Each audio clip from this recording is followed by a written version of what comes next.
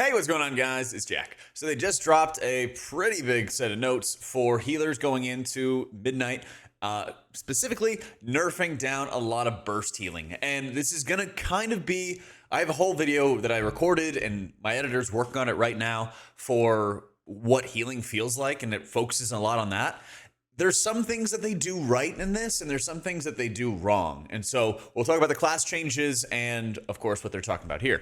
So in their midnight update, we're making several tuning changes across all healer specializations. We've been looking at data from all forms of content and noticed that healing burst and incidental healing, this is like cleave healing from like random splash, you'll see in a sec, has crept back up to a place that's higher than we would like it to be.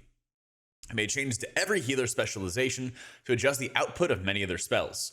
Many sources of burst healing or incidental, uncontrolled healing have been reduced, but we also have increased the value by several spammable healing spells. It's almost word for word what I recorded in a video that is going to come out after this, but they didn't really do everything in that video, so we'll probably leave it up, okay? We're closely monitoring the situation, and we'll continue to adjust healer throughput as Midnight's beta continues. Okay, so incidental healing is one of the biggest problems that I've seen throughout my testing, and it's basically where you just have a bunch of like random splash healing coming around and just hitting people, and you never really feel like you interact with the rot damage of an encounter. So almost every single boss fight in Midnight, and also most of War Within fights, have rot damage, ticking damage. And if you remember like Gallywix, you almost didn't realize there was ticking damage because there's so much incidental healing that was just kind of splashing all over people that the dot component kind of, wasn't existing. So Resto Druid got a 5% healing nerf. Ever Bloom from their Apex talent splashes 10% of Life Bloom healing instead of 15%. Life Treading, which is the new talent where your F-Flow follows your target around, now increases F-Flow healing by 25% instead of 30%. So this is a really good example right off the bat of them nerfing incidental healing that just kind of splashes and does output for you without really thinking about it. By maintaining a buff in Life Bloom, you are splashing healing on other people, and you are placing an F-Flow that does more healing for people. With one button, you are triggering lots of small hits onto a lot of other people that are not immediately noticeable to your output.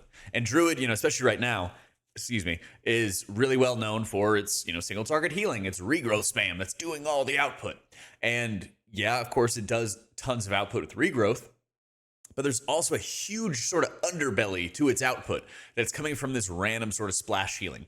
And they're not the only healer as well. So again, Wild Synthesis increases Grove Guardians, passive, and F-Flow, passive healing by 30%. So these are good changes, but at the same time, obviously you want to see for Druid if their direct healing spells, their casted healing spells feel stronger, which unfortunately is just regrowth. And you also want to see if you're not like falling behind, for example, in terms of like overall output with other specs in your competition. So other healers also got quite a bit of nerfs. When they're coming into Preservation Evoker, as part of a broader pass at reducing some cooldown-based healing, we're reducing Prez's healing with Marithra's Blessing, which is their Apex talent, and Temporal Anomaly. Life Force Mender was also significantly overperforming and has been redesigned as something that is easier to evaluate as a player. So Life Force Mender now is red spells deal 20% more damage and healing. Used to be that Living Flame and Fire Breath increased by 1 to 2% of your max HP. Marithra's Blessing reverses 1% of damage taken per talent point. Again, very passive effects going into it. Marithra's Blessing properly heals 4 targets. It was healing primary target plus 5, and now it's primary target plus 4. Marithra's Blessing is now considered a green spell and does not trigger temporal compression. They fixed an issue where Consume Flame healing was double dipping on healing modifiers. So the way they've changed Consume Flame now is you basically are verdant embracing a target that has their Dream Breath on them, and that's triggering the Consume Flame effect. They've also fixed an issue where Consume Flame, we just read that. Temporal Anomaly Absorb now falls off more sharply when healing more than 6 targets. This is a change that they made for going into the expansion, is that the Temporal Anomaly shields wouldn't just hit a couple targets and then nobody else is kind of passed through them. So I think it's kind of like more for like vibe gameplay type thing, right? So they made it little too strong, and now they're making it fall off a lot more sharply. Living Flame healing has been increased by 28%, a direct heal. Verdant Embrace healing has been increased by 15%.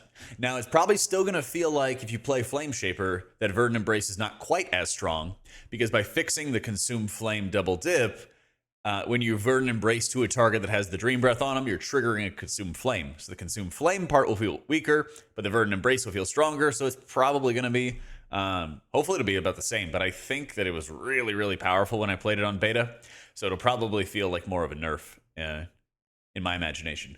Dream Simulacrum increases Verdant Embrace healing by 30%. That's another reason where it might just feel like more of a nerf in general, so keep that in mind, because that's a huge part of how Preservation is just doing direct healing, is the Verdant Embrace casts. They do so much output, and so it'd be really interesting to see how that's going to go in testing.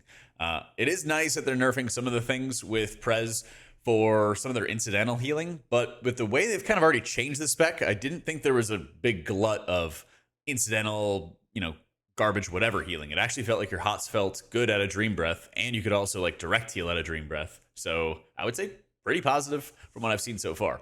This is really cool for Mistweaver. So right now in beta, if you haven't tuned in, Vivify and Shayloons are basically the same button. So you can talent into Shayloons, or you could just choose to have Vivify. If you have Vivify, then you have Invigorating Mists cleaving onto your allies with Renewing Mist. Now, if you're running Shayloons, then you're target capped, basically. So the Invigorating Mist, the cleave healing, has been increased by 100%. Invoke Yu'lon, your Serpent, decreases the cast time of Enveloping Mist by 30%. It was 60%.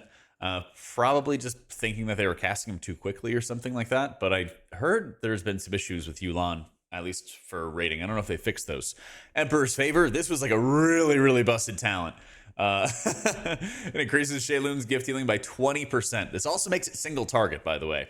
So you were like lay on handsing people with your Shayloon's gift, even at like low stacks. It was obscene. So I'm not surprised to see that get nerfed.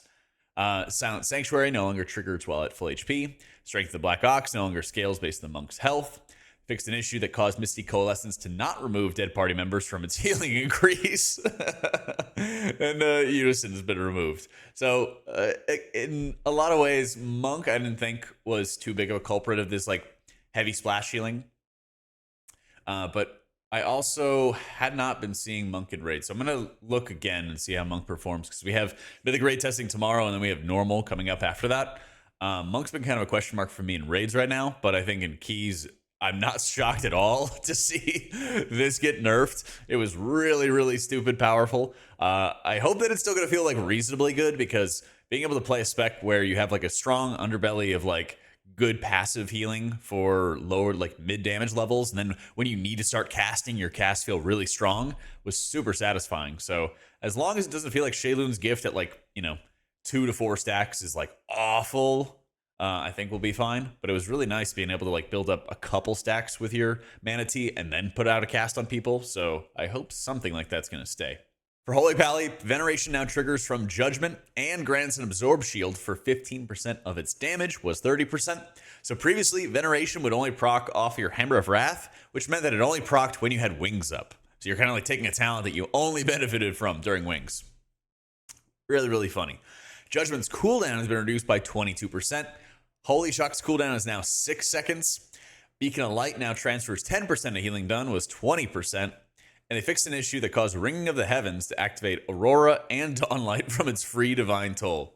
So it really seems like they're trying to push melee wings incredibly hard. When I've been playing Herald, it has felt like none of my abilities are doing good output except for Holy Light. And so like if I'm hitting a lot of Holy Shocks, oh my god, I could hit even more of these spells that just do not do much healing on their own.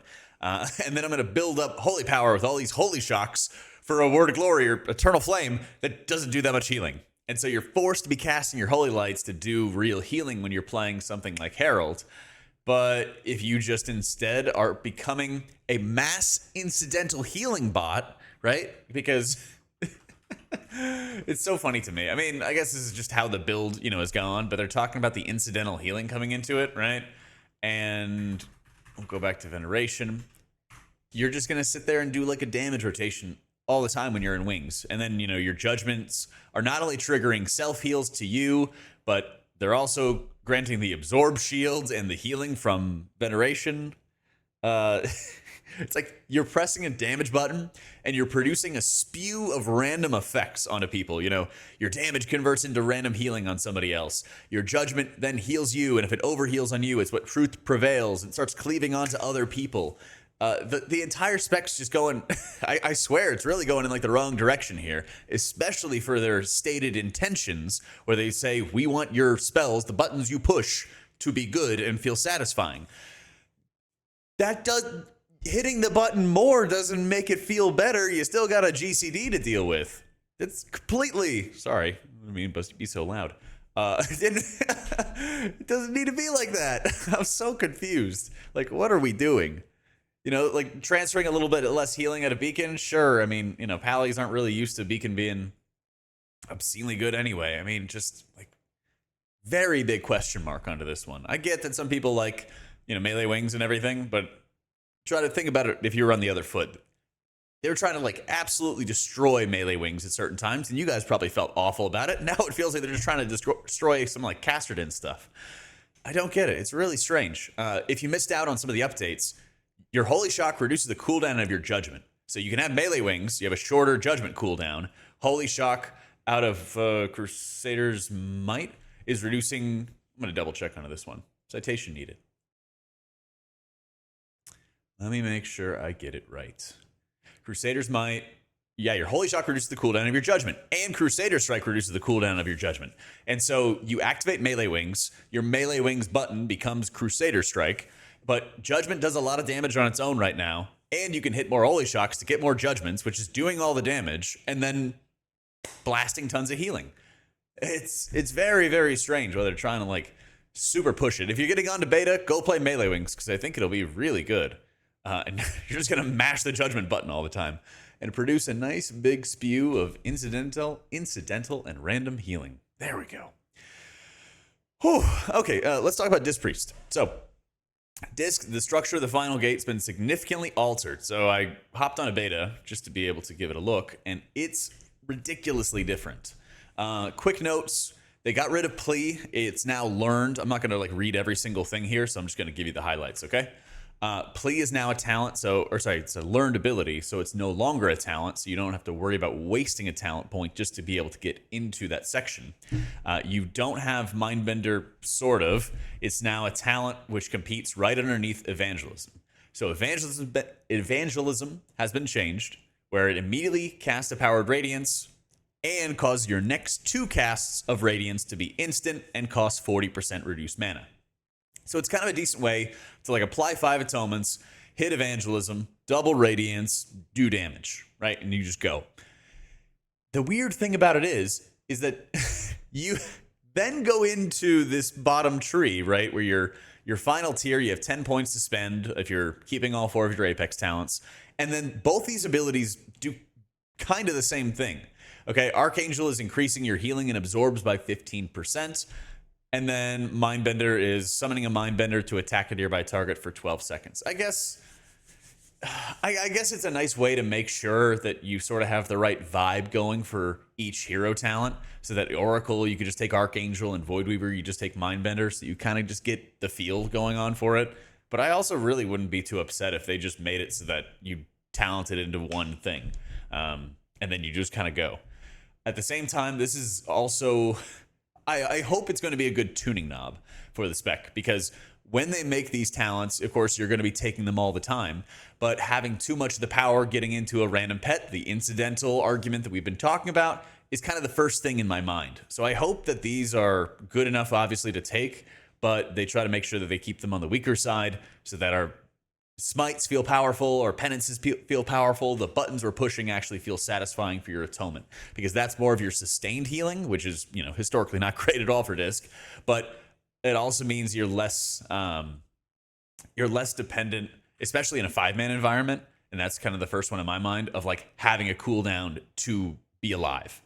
Oracle playing without a premonition or without, squid up for your empowered penance. Everybody just died, and it was really super terrifying. So I don't want to be And while you had a plethora of cooldowns in that situation, now we've been pruning a lot of them. And I think that's super important to note, is like you always could feel like you had something when you played Oracle Disc and Keys, but you also don't want to be, oh, I have one cooldown and it's super powerful, and if I don't have the cooldown, it feels really weak. That's a little bit more of my concern.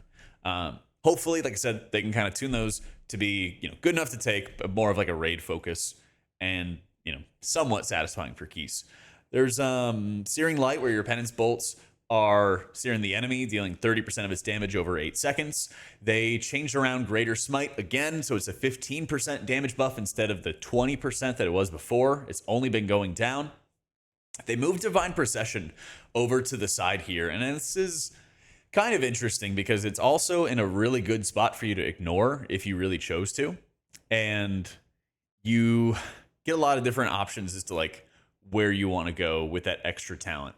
You can have more penance damage, of course, like the damage over time, especially if you're focusing on like a ramp perspective. And that gives you some of the opportunities to have just the sustained damage. You could even have, the elevated healing increase out of Archangel also kind of coming into play, because you have this big window where you feel more satisfied, or you just feel like all your damage is going to get good atonement value. They still have Shadow Fiend, but now it's basically Depth of Shadows. So you can just randomly proc some Shadow Fiends off Shadow or Death. And then there's the Inescapable Torment setup as well. I really don't love these talents as is, but I don't know, maybe PvP wants them or something that kind of keeps them there. But there's other talents that Blizzard has given like a lot of love to. So Expiation used to be taking up 3 seconds of Shadow or Pain and then dealing damage to 200%. They now made it only consume a second a stack, and it's 300% per second of damage increased. It's like a really, really fat buff to Expiation. And I think Expiation was doing pretty well on its own as is. But it almost feels like you're not consuming any dots anymore. And it's almost like just extra. It's like as long as the dot is present on the target, you do insane amounts of damage. But I will say this is a very good way to make it feel like your Mind Blast and your Shadow or Death feel very satisfying to press. And I really hope that this talent continues and continues to be really good. It looks like it's going to be really good from what I've seen so far in beta, and it feels satisfying to have your dots get additional value. Shadow or Death dealing damage at the additional times at 15% effectiveness. It's kind of cool, but we don't have the double tap, and I definitely kind of missed that one. That being said, it's kind of weird to have to go through an execute talent to go into the dot consumption. I suppose Expiation, has value with both, but I also think that it's going to be strong enough that you're hitting Shadow or Death outside of Execute. And so it's not going to feel like you only are getting the value because you can only Shadow or Death at the time. But that's one to watch for. I think this is a lot better than they had with the previous build when it comes to the talents. They were absolutely a huge mess. I almost wish they'd make Pain and Suffering a single pointer, because it feels really expensive to go after. And I think that's kind of my biggest complaint right now. I'll have to see if there's any other additional complaints I get after testing. But at the moment, I don't have any complaints. And they moved away Inner Light and Shadow. Oh yeah, that was the other one. They got rid of Inner Light and Shadow. Thankfully, there's not going to be any stance dancing we have to worry about. So that is a really, really big dub. They also made some changes to Void Shield. So the chance to trigger has been slightly reduced. So it's no longer every other penance, because it was about that when we did it. It's also going to targets without Atonement, which is kind of interesting because your Void Shields should be stronger if they're preferring people with Atonement, because you're gaining benefit out of the mastery. That being said, it also helps you to better spread around your atonements. So when you're trying to take advantage of a quick ramp sequence, your single target atonements are going to be really, really low. You're basically going to game for a Void Shield, proc, hit the Void Shield, you apply 3 atonements, and then you cast a Flash Heal and then Binding Heal Atonement yourself. So it basically is Shield, Flash Heal, Evangelism, Radiances, and then you just do damage. It's a pretty finesse way to do it. I don't think I'm missing anything, but if I do, let me know. That seems like the easiest way to set up your healing, which is crazy to go from 10 casts of a spell to 2. So that does make me feel better about Void Shield. That being said, I'm still worried about how much healing is coming from Void Shield, and you'll see the video coming up where I point out that Void Shield was 20% of my healing throughout a lot of the raid testing I did on Heroic. At the time of this recording, we're going to do raid testing Thursday, so tomorrow. And so one, I'm really excited to test this. But for another, I'm also really worried that Void Shield's still going to be this huge chunk of our overall healing because they increased our Flash Heal output. They did increase Smite, and I could have sworn that they had nerfed Atonement last week to 50%, but maybe it was at 60% beforehand. So this is something I'm going to see how it feels when it comes to Mythic raid testing. I thought it had been. Kind of confused me on that one. Where are we at? Cultist and Purge the Wicked both had their damage nerfed. They were just like, yeah, you get more shadow damage. Yeah, you get more holy damage. The Radiance healing's been reduced. The direct healing out of your Evangelism was 200%, and now it's 150%. So you pretty much will feel like Radiance does no direct healing whatsoever. Keep an eye on that one. They nerfed Master in the Darkness. That's right. I feel like this talent is like so bad. This went from like 20% or something like that.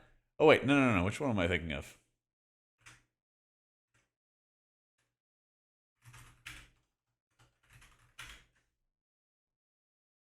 Oh, okay.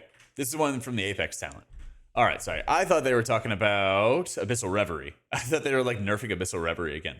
Okay, so Master of the Darkness was just the Apex talent, which is just providing like the flat damage increase. This one's fine, but this is also like a really weird one.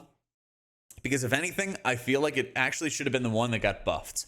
They should have been nerfing the amount of Void Shield output and then just using Master in the Darkness to be the tuning knob and then buffing up your, shadow damage and atonement healing so that it felt like your damage abilities were converting into more healing onto your allies rather than relying on like big chunky Void Shields to be a huge part of your overall. That's kind of like a power distribution problem I have with Disc and would like to see that we're having like not having the powered shields be like 2.5 or 3 times as strong or something than a regular powered shield, because those things felt really, really annoying.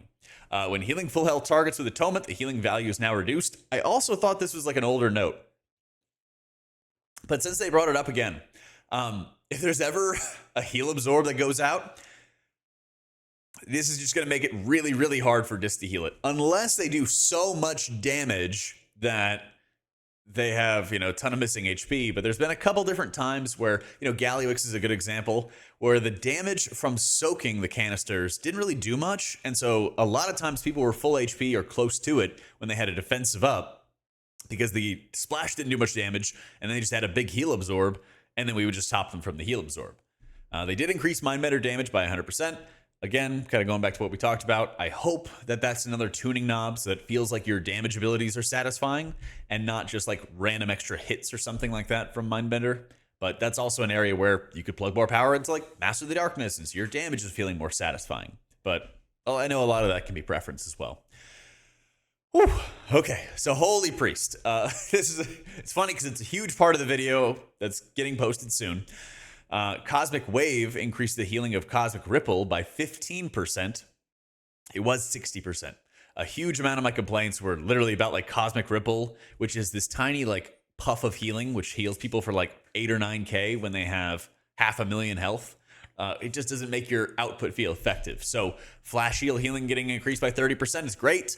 Perv healing output getting increased by 15% is great. Palm healing getting reduced by 25% is great. Like these are multiple different examples of like what I wanted to have happen. I'm not sure if it's going to be enough, but I think that these are exactly the changes I would want for Holy Priest. So it feels like the buttons you're pressing are actually very satisfying.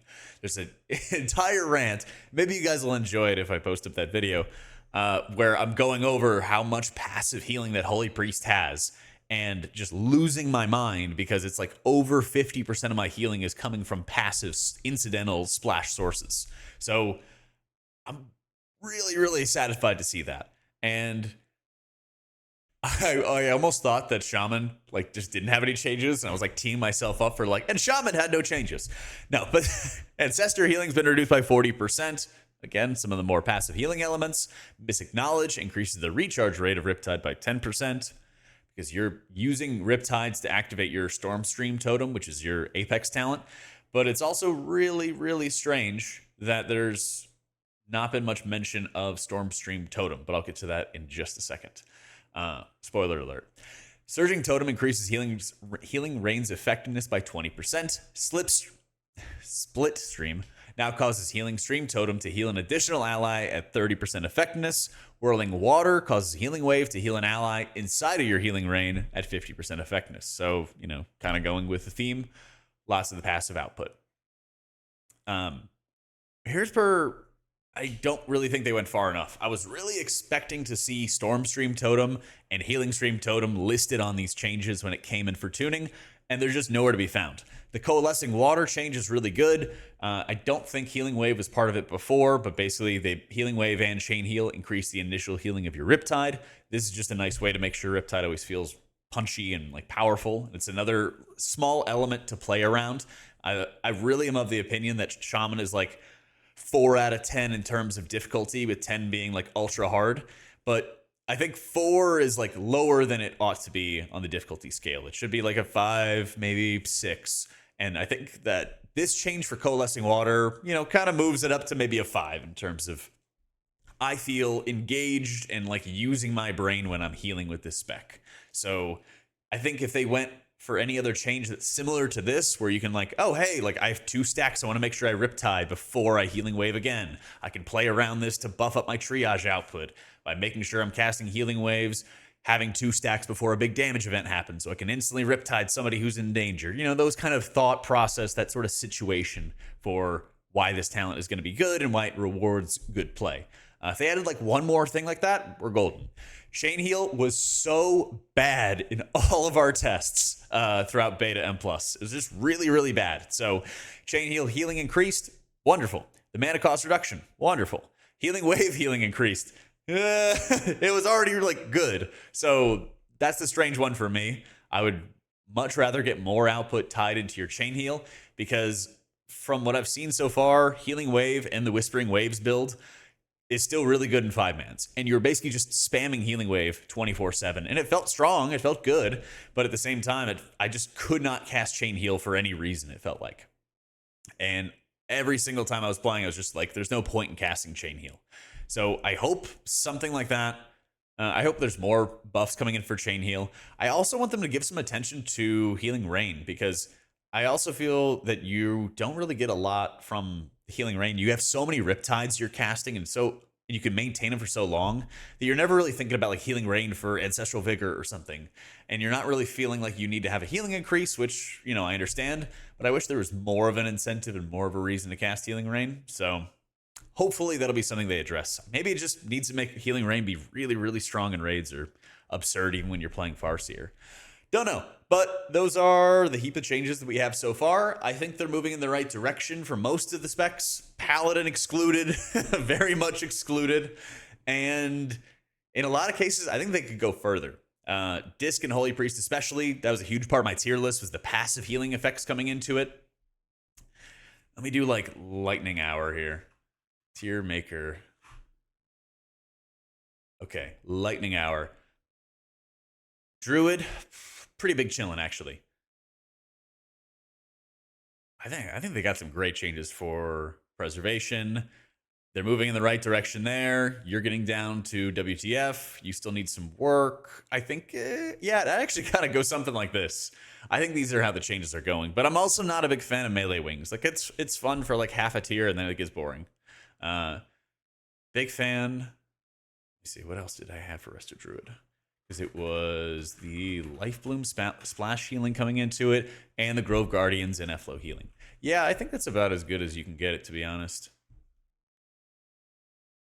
We'll see what Monk does, especially in raids. I think that this is going to be fine for M+, but it also removes him from being really stupid OP in M+. So, and I heard your guys' comments as well about how Monk has no raid buff worth bringing to a key environment, and that's very fair criticism. So I'll go easy on the Monks. I don't know how they're going to get anything added before beta ends, but we'll see. And yeah, honestly, they kind of did everything I wanted with Holy especially, but kind of in the right direction with Disc. So W changes. W changes. I think they should keep on monitoring this though, and if they do another round, I think it'll actually make healing really, really strong. But check out my next video because it's going to talk about a lot of the stuff that has just happened today. Hopefully help you understand where I'm coming from when I'm saying that I like a lot of these changes and kind of understanding that perspective, because sometimes, you know, you see healing get nerfed and it's like, oh my God, what's going on? Like, why is he happy that we're nerfed or something like that? And that's not the case. I want healing to slow down so it doesn't feel like we're just standing around doing nothing, and both in like raids and keys, and just feeling very cosmetic. Basically, like right now we're going through like farm Dimensius, and I'm finding I'm like sitting on my hands for like 3, 4, 5 seconds at a time because we just push up health bars so quickly, but we can't under heal, so it feels like we're just sitting around doing nothing. Like that stuff is just ultra boring. Anyway, hope you guys enjoyed the quick update that we had. Make sure you like and subscribe, love our patrons, and take it easy. Later.